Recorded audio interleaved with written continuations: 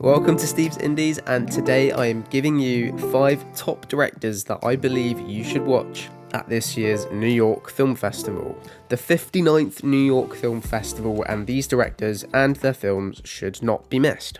So obviously this will include each of their film entries for this year. However, this one I thought that I would focus on the directors, and I believe the kind of things that they will bring to this year's NYFF 59. Before we start, if you haven't already done so, then please do subscribe if you would like to see more independent and festival content on a weekly basis. Starting at number 5, we have Berkeley's own Mike Mills, who was a graduate of Cooper Union in Manhattan, and who obviously has a close relationship with the city of New York. His entry this year is Come On, Come On, starring Joaquin Phoenix as a radio journalist interviewing kids about the world's uncertain future. Apparently, it's a warm, insightful, and one of those heartwarming indie films that Mike Mills often directs and writes and showcases to the audience. Now, I might be a little bit biased with my number 5 pick due to the fact that I'm a massive Moby fan who happens to also be a New York native, and the fact that Mike Mills' stylish and quirky auteur style helped Moby and incredible bands like The National create these kind of incredible black and white, almost neo-noir style music videos. Black and white neo-noir style that he is famous for,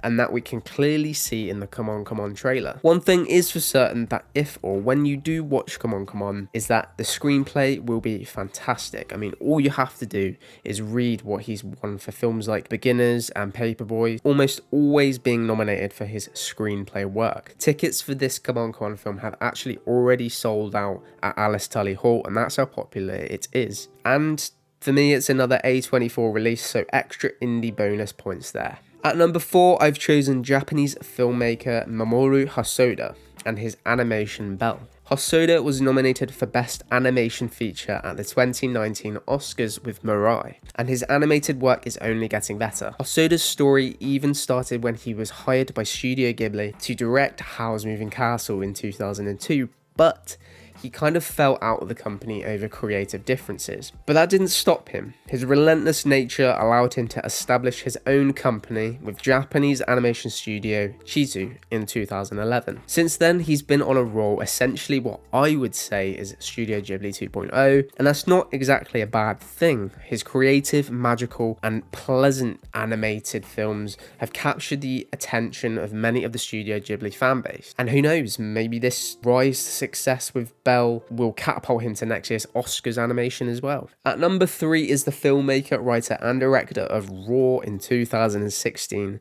the embodiment of body horror. It is Julia Decremental and her neon release Titane, or Titane, I don't know how you describe it, about a dancer with a titanium plate in her head that commits various atrocities in this nightmarish vision of a modern day horror film. I feel my opinion on Decremental's work started with Raw, and I can honestly say that it was one of the most shocking and uncomfortable, visceral films that I've ever seen. I mean, if you like horror, this was even referred to as the best horror movie of the decade by Rolling Stones magazine. And with Titane, it just looks like her style continues, just the way that she captures the sound of all this horror. I mean, it deserves an award for itself, the way she does that. It's arguably very Asian horror inspired, if you like. I mean, her style, just the way that they capture those horrible sounds. But she's definitely one to watch this year and in the future, as I would argue that one of the front-running filmmakers in modern day horror. She's even strangely got an auteur style, which in horror is quite rare. It kind of all stems back to her childhood when a creepy fascination with flesh started to form. Oh, and did I mention that Titane won the coveted Palme d'Or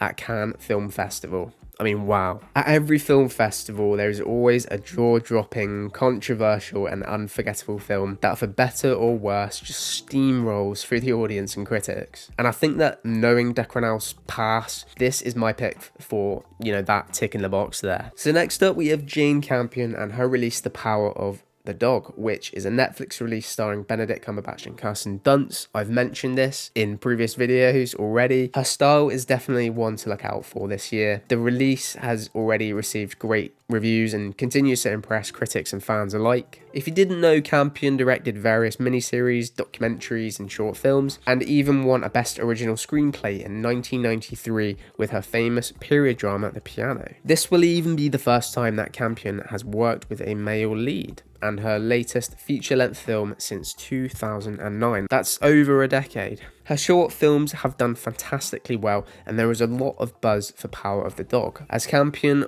adds another period drama to her successful filmography. Her directorial style will sort of place her as one of the front runners at New York Film Festival this year, and I'm really excited to see an experienced female director's take on a renewed genre that is often very macho, and that's the Western genre. So number one just has to be Wes Anderson, the king of independent cinema and one of the only directors in history that has managed to successfully combine his indie style with the popular mainstream audiences. I mean, I'm so excited to see this year's Anderson installment with The French Dispatch. It stars yet another blockbuster cast. His avant-garde style is almost impossible to describe. I mean, I'd say the closest word to it is probably quirky. I mean, it's almost like he has this entire genre that is just based on his style. It's really incredible, and there aren't many directors that can say that. This incredibly enjoyable auteur style has created films like Rushmore, Isle of Dogs, Fantastic Mr. Fox, Moonrise Kingdom, The Grand Budapest Hotel, and so on. I mean, this is how quirky and undescribable his directorial style is. I'm just going to read you briefly the synopsis to The French Dispatch, and I'll probably mess up my words. Wes Anderson's unmistakable cinematic style proves delightfully suited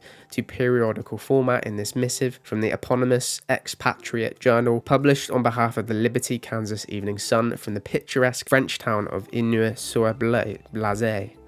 It just keeps going on. I'm brought to press by a corpse of idiosyncratic correspondence. The issue includes reports of a criminal artist and his prison guard muse, student revolutionaries, and a memorable dinner with the police commissioner and his personal chef. I literally have no idea what that is about at all. Luckily for him, he's so popular in his auteur style that people will continue to watch the films, and they do turn out to be really enjoyable. Unsurprisingly, his tickets have sold out at the Alice Tully, and if you were one of the lucky ones to go and see his latest premiere, then I'm pretty jealous. It's a searchlight picture where Wes Anderson's deadpan humour fills the viewer with a light-hearted, if not at times confusing, rollercoaster of emotions. Wes Anderson isn't for everyone. I mean, he even had to win me over at times, but whenever he releases a new film, you can't help but be filled with this kind of nostalgia. So there you have it, my top 5 directors and their respective films to look out for at this year's New York Film Festival. If you enjoyed this video,